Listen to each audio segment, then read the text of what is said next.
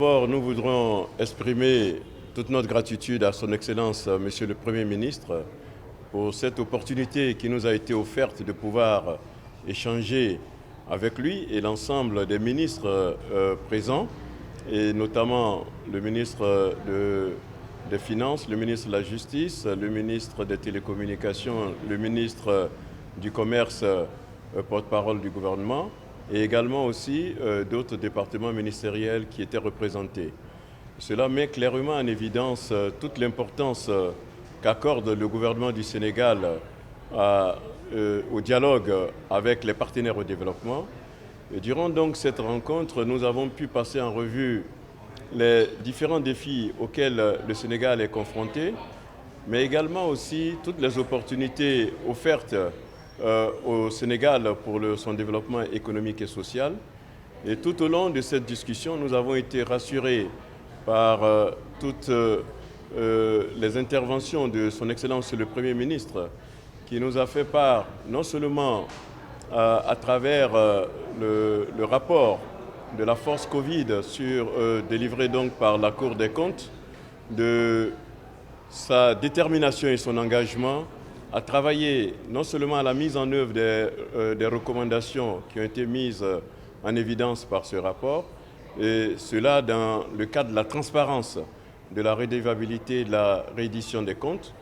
ce qui va bien sûr dans le sens des préoccupations des partenaires au développement. Et nous souhaitons vivement que ces recommandations puissent être mises en œuvre et avec un suivi.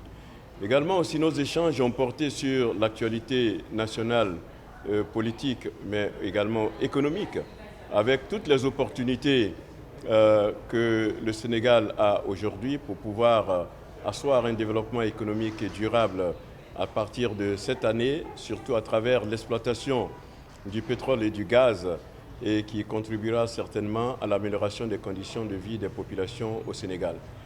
Donc dans l'ensemble, nos interventions ont été des interventions qui nous ont permis de mieux comprendre non seulement les défis, mais comme je l'ai dit, les opportunités, et également aussi de voir ensemble comment est-ce que les partenaires au développement peuvent réunir leurs efforts pour accompagner tout ce qui est mis en œuvre par le gouvernement du Sénégal pour l'amélioration des conditions de vie des populations. Non, nous n'avons pas eu d'observation majeure dans la mesure où le rapport a été un rapport public, puis publié dans la transparence totale, mais également aussi mettant en évidence toute la volonté en termes de réédition des comptes et de redevabilité du gouvernement. Notre souhait a été simplement de réitérer au gouvernement que les mesures ou les recommandations issues de ce rapport puissent être mises en œuvre et que nous puissions ensemble donc faire le suivi de ces recommandations, bien sûr dans le cadre de cette redevabilité, et c'est que cette assurance nous a été donnée par le chef du gouvernement.